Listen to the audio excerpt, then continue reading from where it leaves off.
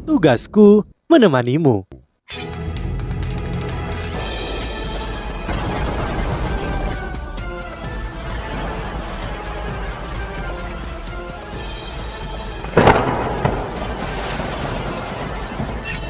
Hai sahabat Pasuk, kembali lagi bersama alur cerita versi novel Solen 2 Sekte Tang yang tak tertandingi. Jangan lupa like, subscribe, dan nyalakan tanda lonceng. Mari kita lanjutkan. Yuhao, mari kita berurusan dengan para musuh ini terlebih dahulu. Musuh? Yuhao sejenak linglung. Dia memutar kepalanya untuk melihat Ji Cuichen dan Jing Xian yang waspada. Ekspresi menggoda juga muncul di wajah Yuhao karena dia selalu diganggu oleh mereka berdua. Dia akan memberi mereka pelajaran yang baik hari ini. Ji Cuichen, Jing Xian, bukankah kalian berdua selalu sangat tertekan sehingga tidak bisa bekerja sama untuk melawanku hari ini? Peluang kalian ada di sini. Ini saudaraku, namanya Wang Dong. Mari kita bertarung 2 lawan 2 di sini. Kami tidak akan menggunakan alat jiwa. Apakah kalian siap untuk itu? Jing Xian tertawa dan menjawab, tentu saja. Dia juga dari Srekan. Baiklah, mari berjuang untuk kemuliaan akademi kita. Ji Cuichen menatap Wang Dong dengan tatapan terbakar di matanya. Saat dia mengangkat pedang meteor luar angkasa, niat pedang melonjak dan dia berteriak dengan suara yang dalam, "Ayo!" Ji Cuichen luar biasa, bahkan di antara para master jiwa yang paling luar biasa. Kelangkaan metode kultivasi, melepaskan keterampilan jiwa dan mengasah keterampilan bertarungnya sebanding dengan jiwa bela diri kembar. Namun, itu juga karena dia menggunakan semua keterampilan jiwanya untuk meningkatkan kekuatan jiwanya seperti seorang insur jiwa yang digunakan untuk melengkapi keterampilan bertarungnya. Dia adalah orang terkuat dalam hal pertempuran jarak dekat yang Yuhao pernah temui sampai sekarang. Bukan karena kemampuan Wang Dong lebih unggul dari Ji Cuichen, hanya saja penampilannya menyebabkan Ji Cuichen merasakan tekanan aneh, terutama ketika Yuhao berdiri di sampingnya. Ada sesuatu yang berbeda dalam aura mereka, seolah-olah mereka adalah 2 magnet dengan polaritas yang berbeda. Mereka menarik, menyatu dan menjadi entitas yang utuh dan lengkap. Baik Yuhao dan Wang Dong mendarat di tanah saat ini. Yuhao meraih tangan kanan Wang Dong dengan tangan kirinya. Mereka berdua saling memandang dan hubungan yang tak terlukiskan naik di hati mereka. Kekuatan jiwa mereka beredar dan kekuatan Hao Dong terhubung lagi setelah 2 tahun menunggu. Saat kekuatan Hao Dong yang kuat beredar di seluruh tubuh mereka, mereka bisa merasakan kekuatan jiwa mereka beredar dan kekuatan Hao Dong terhubung lagi setelah 2 tahun menunggu. Saat kekuatan Hao Dong yang kuat beredar di seluruh tubuh mereka, mereka bisa merasakan kejutan satu sama lain. Jing Xian menyeringai, "Kenapa kalian berdua saling berpegangan tangan? Sangat memalukan. Jangan membuang-buang sumber daya yang bagus." Wang Dong tertegun sejenak. "Hah? Membuang-buang sumber daya?" Jing Xian tersenyum dan berkata, "Tidak banyak pria baik yang tersisa. Jika kalian berdua berkumpul dan bersama, apa yang akan kita wanita lakukan?" Wang Dong tersipu dengan kata-katanya, namun sosok Yuhao melintas dan dia memblokir pendekatan halus Jing Xian. Lapisan tebal kabut keunguan naik dari tubuh Jing Xian setelah Yuhao berdiri di depan Wang Dong. Dia diliputi oleh kabut. Yuhao sangat akrab dengan gaya bertarungnya. Kristal es berlian dengan cepat menutupi tubuhnya. Seperti yang diharapkan, sesosok hitam merayap keluar dari kabut keunguan, namun Yuhao bukan targetnya. Sosok ini bergerak melengkung dan langsung menuju tulang rusuk Wang Dong. Kabut keunguan yang tebal langsung menelan Yuhao dan Wang Dong. Gaya bertarung Jing Xian mirip dengan gaya Yuhao, banyak fokus pada kontrol dan serangan. Yuhao mengelurkan tangan kirinya ke arah sosok hitam itu dan seluruh tubuhnya bersinar dengan cahaya. Sebuah cahaya biru bersinar tiba-tiba melintas keluar dari tubuhnya, menyebabkan suhu di sekitarnya turun. Keterampilan jiwa pertama Jing Xian, kabut ilusi, dan yang kedua kabut kental diaktifkan. Itu dapat membingungkan dan memblokir visi lawan. Itu juga bisa menyebabkan lawan menjadi linglung. Yuhao tidak bisa membiarkannya menguasai Wang Dong. Domain es abadi diaktifkan. Segala sesuatu di area 30 meter persegi berubah menjadi biru kehijauan. Kabut Jing Xian benar-benar membeku. Bahkan kekuatan jiwa dalam partikel terkecil dari kabut memadat dalam sekejap. Kabut menghilang saat jatuh. Saat cahaya biru hijau akan muncul, Jing Xian sudah melepaskan perisainya. Meskipun ada lapisan es pada perisai yang menghabiskan kekuatan jiwa Jingxian pada tingkat yang mengkhawatirkan, itu tidak membeku. Dia menciptakan beberapa sosok hitam yang menyerang ke arah Yu Hao pada saat yang sama lalu. Mundur dengan tergesa-gesa, Yu Hao secara akurat menangkap sesosok hitam yang melesat ke arah Wang Dong. Itu adalah alat jiwa pertempuran jarak dekat Jingxian, cambuk peledak 9 ekor. Alat jiwa ini memiliki kemampuan khusus. Apapun yang disambar olehnya akan menghadapi ledakan kuat. Yu Hao pernah menahannya menggunakan armor permaisuri es, namun itu masih membuatnya menderita cukup banyak. Ledakan yang dia hadapi sangat kuat, dan ketika itu terjadi, kulit dan ototnya terluka. Jingxian sedikit terkejut ketika dia melihat Yu Hao meraih cambuk peledak 9 ekor. Biasanya Yu Hao menggunakan langkah bayangan hantu untuk menghindarinya. Dia menggunakan tangan kirinya ditutupi dengan kristal es berlian, meraih cambuk peledak 9 ekor, dan ledakan yang luar biasa terdengar. Hanya sebagian dari kristal es yang pecah, nyaris mengungkapkan kulit di bawahnya. Saat ini, telapak tangan Wang Dong ditekan ke punggung Yu Hao. Lengannya berubah sepenuhnya keemasan. Kemampuan tambahan dari tulang lengan kiri cahaya emas dan tulang lengan kanan iblis cahaya benar-benar dimunculkan pada saat ini. Tidak hanya Yu Hao menerima dukungan dari Hao Dong Power, tetapi pemulihan kekuatan jiwanya juga lebih cepat, beberapa kali lipat. Namun, mereka bertarung 2 lawan 2. Pedang meteorik Qi Chuochen memasuki medan pertempuran itu sangat sederhana. Tebasan Qi Chuochen meluncur ke arah Yu Hao seolah dia berada di permukaan es. Kekuatan terbesarnya adalah memfokuskan niat pedangnya, tidak peduli situasinya. Bahkan sebelum serangan tiba, niat pedangnya yang ganas telah melonjak. Bahkan Wang Dong bisa merasakan aura tajam yang mengancam yang dapat mengirisnya menjadi 2. Deteksi spiritual menghubungkan pikiran mereka sejak lama. Yu Hao dan Wang Dong menyeringai di saat yang hampir bersamaan. Setelah itu, disajikan pemandangan menakjubkan yang tidak muncul selama 2 tahun. Wang Dong beralih posisi untuk memeluk Yu Hao. Seluruh tubuhnya menempel di punggungnya. Jingxian tertegun saat melihat adegan ini. Apakah mereka berdua benar-benar seperti itu? Namun, dia segera terkejut ketika sayap Wang Dong mengepak terbuka. Semua orang tertarik. Mereka bertarung di luar gerbang akademi. Yang menarik perhatian untungnya, itu adalah hari libur, jadi tidak banyak siswa ada di sana. Penonton utama mereka adalah para penjaga di gerbang. Para penjaga ini membenci mereka yang mengabaikan aturan sekolah, tetapi mereka tetap diam setelah melihat niat pedang Qi Chuochen yang menakutkan dan cahaya dari tebasan Dewi Kupu-Kupu Wang Dong. Di depan, mata roh Yu Hao bersinar dengan cahaya keemasan redup. Di belakang, Wang Dong melepaskan Dewi Kupu-Kupu cahaya dengan sepasang sayapnya yang menyilaukan. Area dalam radius 100 meter menyala. Cahaya khusus bersinar dari tubuh mereka. Qi Chuochen merasakan sesuatu. Dia terpana menyadari bahwa target yang dia kunci sebelumnya menghilang. Yu Hao dan Wang Dong jelas masih berdiri di sana, tetapi itu memberinya perasaan bahwa mereka telah berubah ilusi. Lihat pedangnya yang ganas juga berhenti, bahkan kecepatannya melambat. Sebuah cahaya aneh menyelimuti sekelilingnya. Itu adalah cahaya ajaib yang berganti-ganti antara biru, ungu, dan emas. Aura cahaya yang intens memancar darinya, dicampur dengan beberapa gelombang kekuatan jiwa yang aneh. Proyeksi cahaya besar muncul di belakang Wang Dong. Dewi Kupu-Kupu cahaya yang lengkap, menawan, dan cemerlang. Proyeksi ilusi mata vertikal besar muncul di belakang Yu Hao. Mata vertikal ini benar-benar emas terang, tetapi memancarkan kilatan ungu redup di udara. Akhirnya proyeksi ini menyatu di atas Yu Hao dan Wang Dong. Api cahaya emas kebiruan yang menyilaukan bersinar terang di atas proyeksi mata roh tiba-tiba jatuh dari udara dan melindungi Yu Hao dan Wang Dong. Mata roh besar tampaknya mengandung dunia tanpa batas pada saat ini. Seberkas cahaya yang merupakan kombinasi biru, ungu, dan emas melesat keluar. Golden Rod dilepaskan. Sinar cahaya 3 warna meninggalkan jejak. Sosok Qi Chuochen ditelan oleh cahaya 3 warna. Momentumnya yang bergerak maju tidak berubah, tetapi niat pedangnya hancur. Cahaya menyebar. Yu Hao dan Wang Dong kembali muncul dalam pandangan Jingxian, tapi dengan Jingxian terperangah. Dia lupa melepaskan serangan berikutnya meskipun domain es abadi telah menghilang. Dia tidak percaya apa yang dilihatnya. Apa yang harusnya kulihat? Cahaya biru, ungu, dan emas sepanjang 100 meter. Keterampilan jiwa apa ini? Bahkan master jiwa 7 cincin atau 8 cincin hanya bisa menyamai kekuatan ini.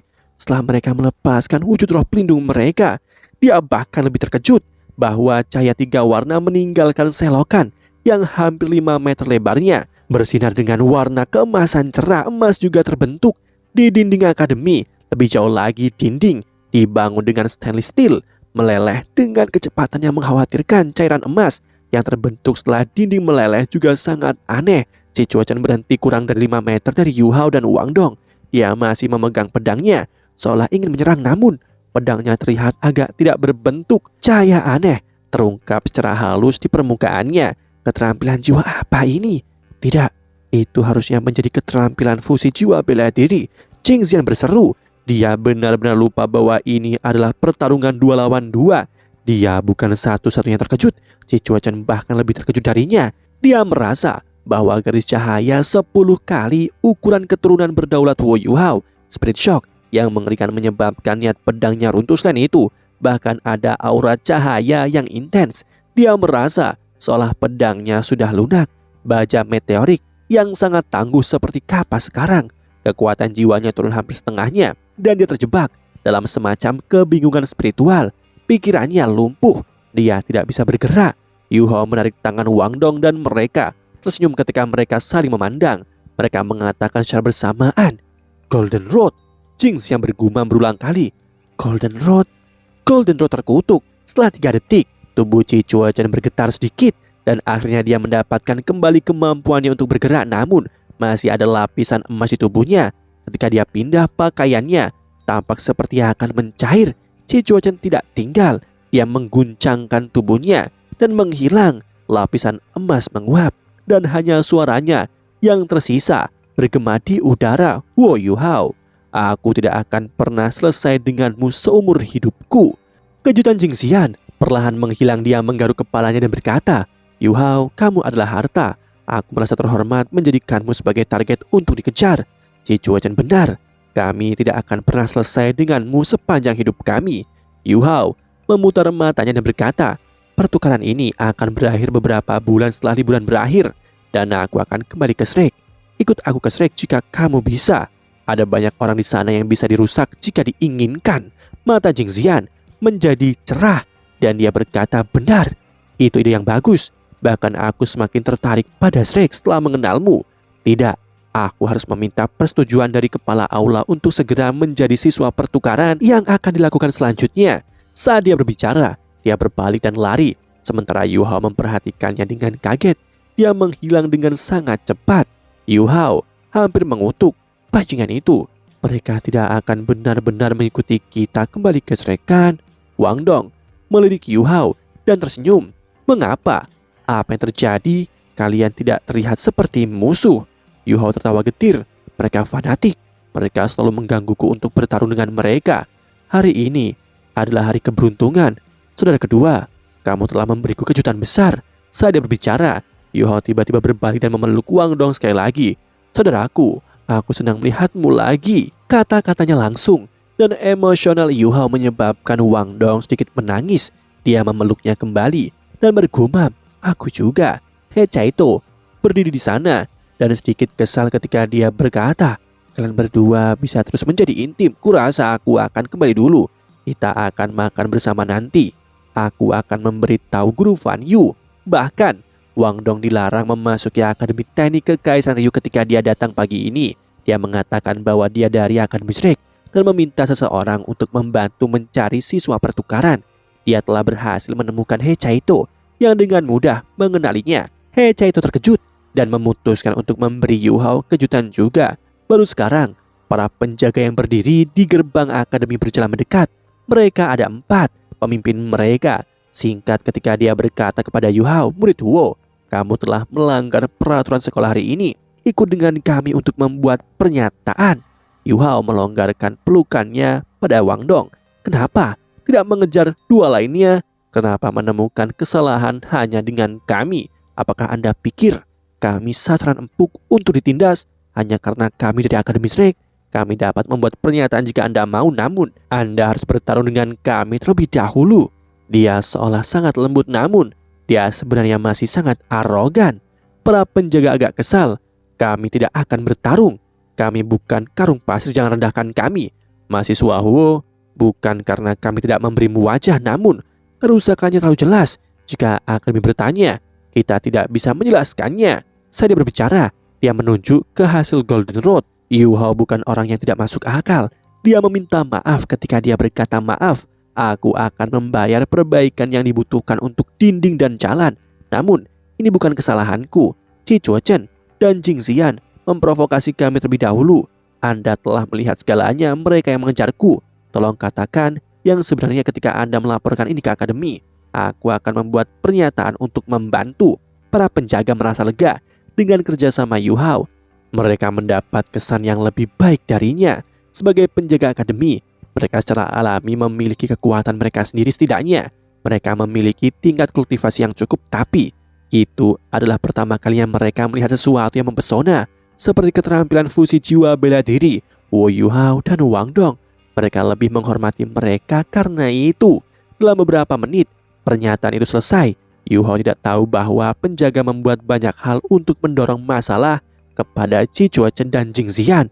Yu Hao dan Wang Dong sepenuhnya terbebas dari kesalahan. Penjaga tidak benar-benar setia kepada Akademi.